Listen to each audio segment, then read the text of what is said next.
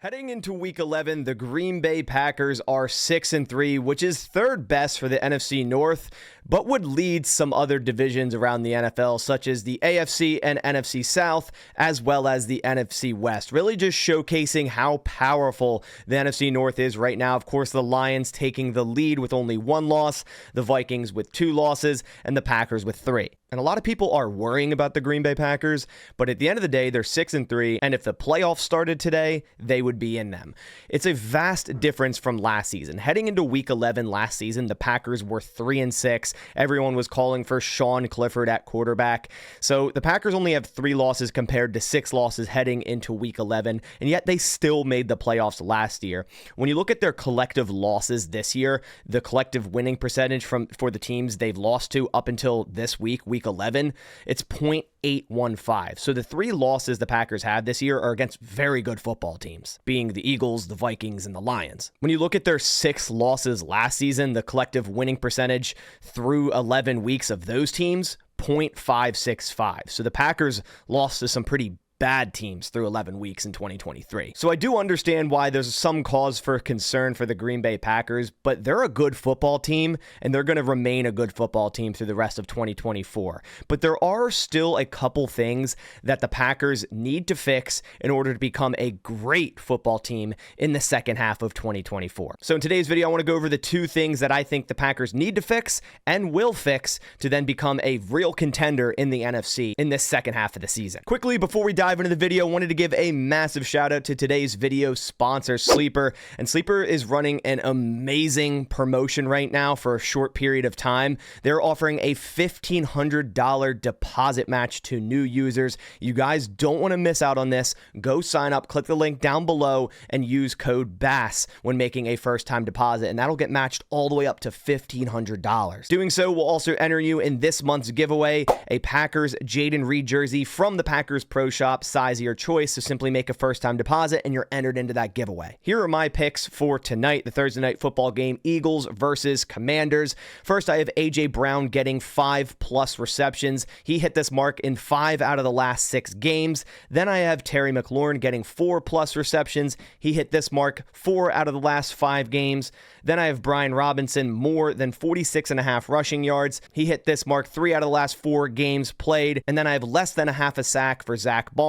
The last time Zach Bond had a sack was actually against the Packers in week 1. So guys, go check out Sleeper, an amazing promo running right now. You can go make your picks for tonight or the upcoming games on Sunday. All right, so now back into the video. We're going to go over the 2 things that are easier said than done to fix for the Green Bay Packers, but 2 very important issues with this team right now that I've seen through the first 10 weeks of the NFL season here in 2024. Before I mention what they are, go down in the comments, pause this video, list your 2 issues with the Green Bay Packers, the 2 most important things that you think they need to fix. So the first thing that I think that is very important for the Green Bay Packers to fix is the penalties. Right now, the Green Bay Packers sit at 10th for most penalties against them. Now, of course, it's a little bit lower, and they were higher on this list until last week where they had a bye and some other teams played and accrued some more penalties. But the Packers currently sit at 67 total penalties, allowing 485 yards in penalty yards. The highest on this list is the Baltimore Ravens at 80, so not that far off of that mark, just 13 penalties. Now, the Packers likely wouldn't get that in one game, but if you average out the 67 penalties in the 9 games the Packers have played, that's an average of 7.4 penalties per game. The Packers are 12th in the NFL with false start penalties at 13. They are right around the middle of the pack with offensive holding at 11, which is just a complete drive killer. Once you get offensive holding and back your offense up another 10 yards to 1st and 20 or 2nd 20, you can almost guarantee it's going to result in a punt. The Packers are tied in 3rd for offsides on defense. I feel like so many games this season, we've been in a crucial situation where our defenders are simply jumping off sides. These are preseason style type of penalties. The Packers are tied for 1st in the NFL with defensive holding. There's a bunch of teams here with 9 defensive holding calls. And obviously this penalty gives the offense an automatic first down, regardless of where they're at. We've seen a couple in games, very important situations, such as against the Lions, that holding on Keyshawn Nixon. There's plenty of other situations we could talk about throughout this season. But the main point here is there are so many dumb penalties that are being made by this Packers football team, and ones that are completely unnecessary, such as unsportsmanlike conduct. The Packers are tied for third with 2 of those. It seems like those type of penalties are happening more than we've seen in the past, which of course falls back on coaching. And that's why I think this bye week was imperative for the Green Bay Packers to fix this issue, penalties, to really get this removed from the Green Bay Packers team as a whole. Because if the Packers continue to commit these style type of penalties as the season goes on, it will lose them games, and it will lose them a game in the playoffs. Now, the next thing that I think is very, very important for the Packers to fix out of this bye week, and again, it's easier said than done, is drops by these wide receivers. It's been so bad this year. Honestly, the worst I've seen by the Green Bay Packers in a very, very long time.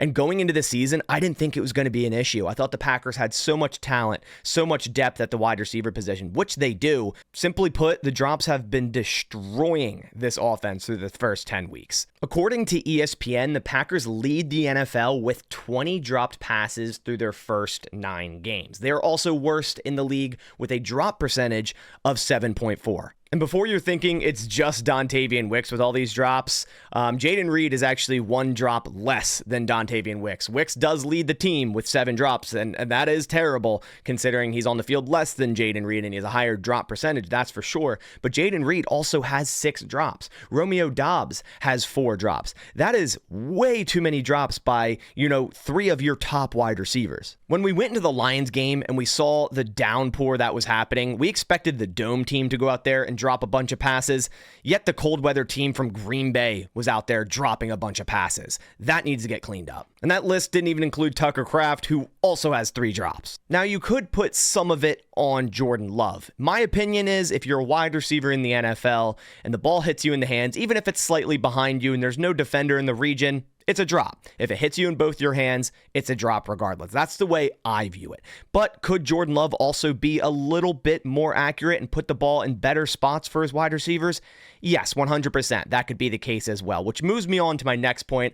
I wanted to talk about Jordan Love and kind of compare what he looked like through the first 10 weeks of 2023 through the first 10 weeks of 2024. Now, of course, it's slightly different because Jordan Love has missed 2.5 games compared to 2023 where he played all of them. But subjectively, just looking at the stats through the first 10 weeks, last season, Jordan Love was throwing 58.67% completion percentage. He threw for 2,009 yards. He threw 14 touchdowns, 10 interceptions, and had a quarterback rating of 80.5. In 2024, with 2.5 less games, Jordan Love has a better completion percentage at 61.25%. He has less yards. Obviously, that makes sense with 2.5 less games at 1,820 yards. He has more touchdowns, 15 compared to 14, and the same amount of interceptions, 10 compared to 10. So obviously in 2.5 less games, the interception percentage is of course higher, and Jordan Love is making some pretty questionable decisions. Don't get me wrong. And his quarterback rating is an 88.2 so far compared through the first 10 weeks. Last year, it was an 80.5. And that's all playing through injury. Jordan Love has yet to play a full healthy game, albeit the Eagles game, he was healthy for the most part, but that field was atrocious. Jordan Love couldn't set his feet. He couldn't complete a drop back correctly most of the time. So I put a little asterisk on that one. And I kind of think at this point, I don't think Jordan Love has played either a full healthy game or a full comfortable game, I'll call it. And that's why this bye week is also so important. If Jordan Love is finally getting fully healthy through this bye week, which looks like it's the case, because it's the first time he's practiced in full and is pretty much removed off the injury report since week 1. I think that is the case. I think Jordan Love is getting healthier from that MCL, which could be a non-factor at this point or a very light factor.